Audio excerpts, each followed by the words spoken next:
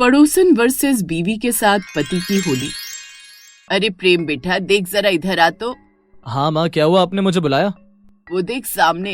अरे अभी मेरी निगाह गई, वरना खटपट तो सुबह से हो रही थी। मैं सोच भी रही कि पता नहीं कहाँ से आवाज आ रही है। अच्छा, तो फाइनली इस घर में कोई रहने आ रहा है। कितने सालों से यूं ही बंद पड़ा था। हाँ वही ना, जब से हम इस घर में आए हैं तब से तो ये बंद ही देखा है। और नहीं तो क्या माँ, हमें इस घर में आए हुए लगभग 5 साल होने को आए। अच्छा चलो माँ, अब मैं ऑफिस के लिए निकलता हूँ। राधिका, मेरा टिफिन रेडी हो गया क्या?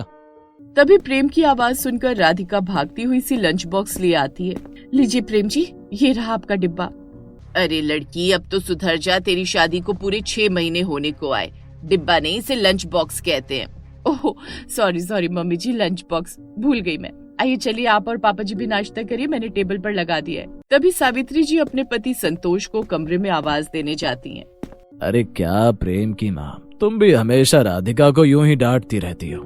हाँ, बहू है तो क्या उसे शहर में रहने के अदब भी ना सिखाऊं? अरे इसे प्रेम ने पसंद किया तो फिर लगा कि चलो गांव की है तो क्या हुआ। मैं भी तो गांव की थी ना। लेकिन मेरी माँ यानी सास के खूब मना करने के बावजूद भी तुम उस जमाने में भी घर में जीन्स टॉप पहनकर घूमा करती थी। हाँ तो और नहीं तो क्या, हमेशा मॉडल ही बनकर रहना चाहिए। आपको तो हमेशा मुझ में ही कमी दिखाई देती है। मैं तो जा रही, नाश्ता ठंडा हो रहा है। शाम को सावित्री जी अपनी बालकनी पर खड़ी होती हैं। तभी उन्हें सामने वाले घर की बालकनी से कोई पलटकर जाता हुआ दिखाई देता है। अरे यार, बस जरा सी 2 सेकंड की देरी हो गई। ये कमबख्त चश्मा भी ना नीचे पड़ा है, देख ही नहीं पाई अपनी पड़ोसन को। लेकिन जो भी है, बड़ी जानी पहचानी सी लगी। पता नहीं कौन आया है।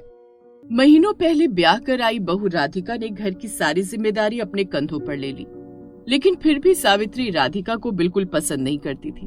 उसका कारण था उनकी बहू का मॉडर्न ना होना। ऐसे ही 2-4 दिन और बीतते हैं। तभी अचानक से सावित्री जी की डोरबेल बजती है और राधिका जाकर दरवाजा खोलती है। जी, वो हम आपके सामने वाले घर में ही आए हैं। मुझे ये पता करना था कि यहाँ पानी आने का सही समय क्या है। हम पिछले 3 दिनों से बड़े ही परेशान हो रहे हैं। अभी राधिका बताने ही जा रही थी कि तभी सावित्री जी की आवाज आती है। राधिका बहू, कौन आया है दरवाजे पर? अरे रिया बेटा, तुम आज अचानक इतने सालों बाद कैसे? अरे आंटी जी, ये आपका घर है। मैंने तो पड़ोसी समझकर डोरबेल बजा दी। पड़ोसी समझकर मतलब? हम इसी सामने वाले घर में आए हैं ना। अच्छा, इस घर में तुम आई हो। मैंने उस दिन सामान उतरते हुए तो देखा था, लेकिन कौन आया है ये नहीं पता था।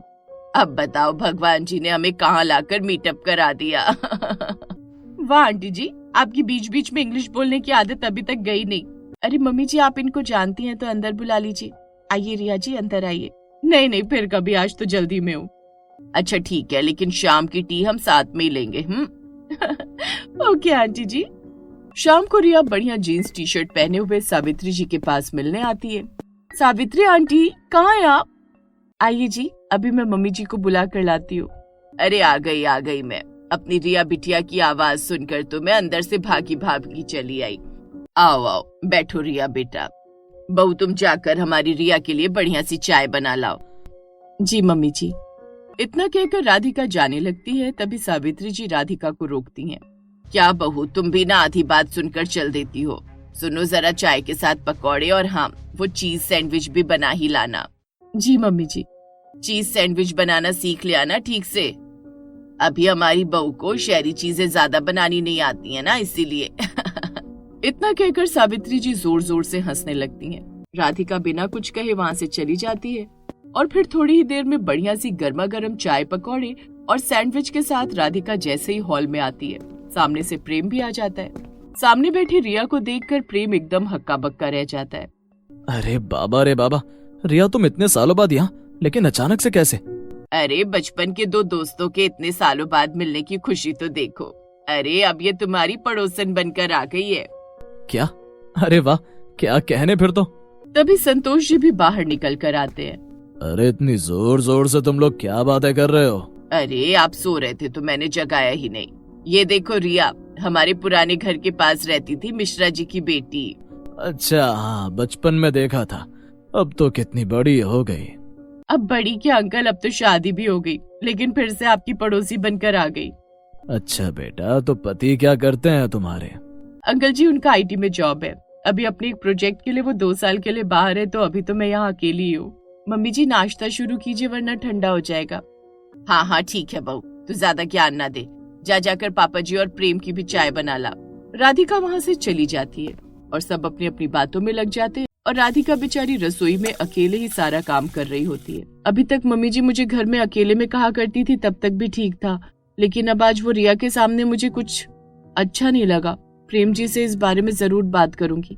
रात को राधिका सबको पहले अच्छे से डिनर करवा कर, फिर अपने सास और ससुर को दूध और दवा देकर, फिर रसोई का सारा काम समेट कर अपने रूम में पहुंचती है तो देखती है कि प्रेम पहले ही सो चुका है।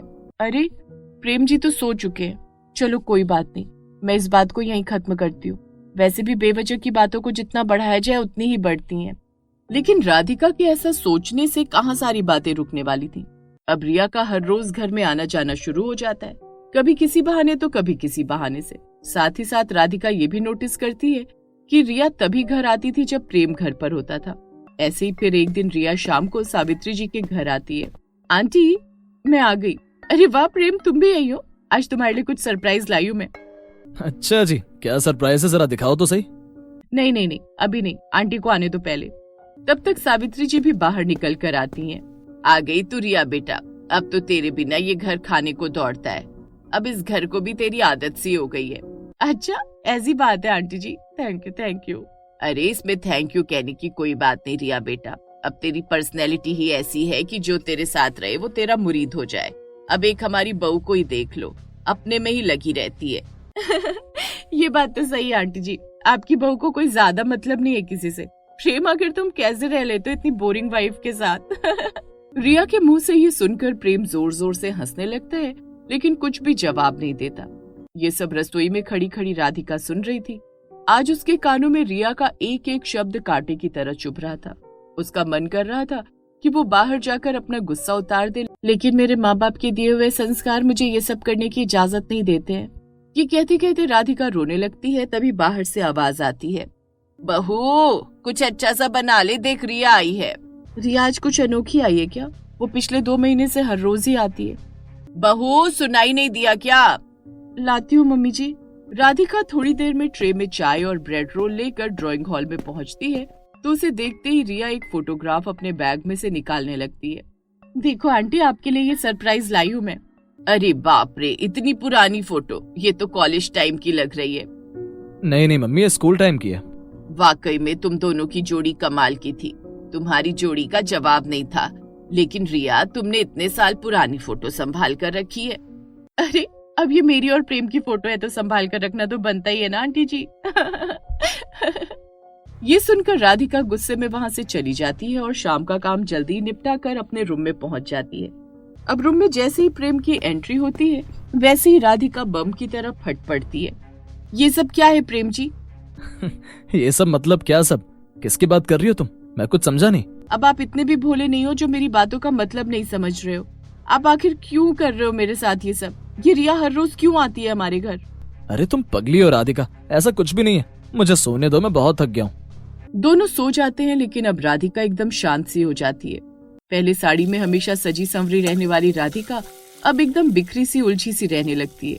इसी बीच राधिका एक दिन बालकनी पर खड़ी होती है, तभी प्रेम की गाड़ी बाहर आकर खड़ी होती है और उसमें से प्रेम और रिया दोनों एक साथ निकलते हैं, जिसे देखकर राधिका के तन बदन में आग सी लग जाती है।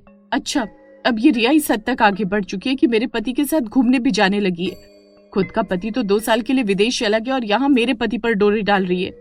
प्रेम और रिया हंसकर एक दूसरे से बात करते हैं और अपने अपने घर की तरफ मुड़ जाते हैं।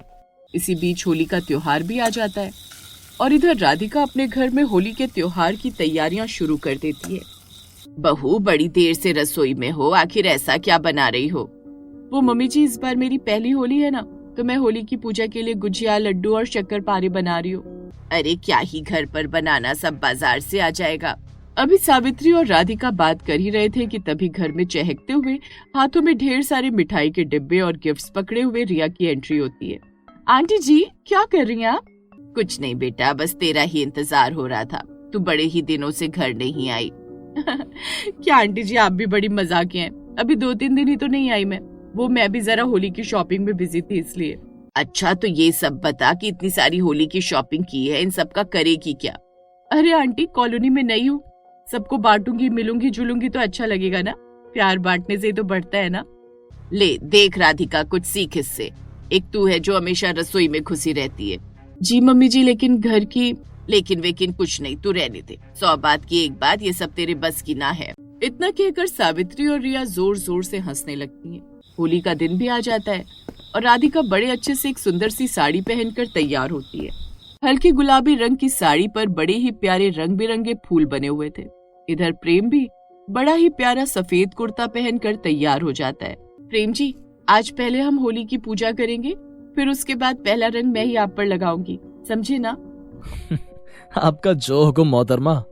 हमेशा की तरह तभी रिया भी वहाँ धमकती है। आज रिया ने भी व्हाइट कलर का क्रॉप टॉप और ब्लू डेनिम जीन्स पहन रखा था। आय हाय रिया, मैं वारी जावा तेरे स्टाइल पर, कितनी सुंदर लग रही है। आंटी, प्रेम का है, मैं तो आज सबसे पहली होली का कलर उसी के साथ खेलूंगी। रुक रुक, अभी बुलाती हूँ। प्रेम, प्रेम देख बेटा, तुझसे मिलने रिया आई है। तभी प्रेम और राधिका बाहर निकल कर आते हैं। रिया उसे रंग लगाने आगे बढ़ती है, तभी प्रेम कहता है, रुको रुको रिया, अभी वो पूजा होना बाकी है, उसके बाद ही।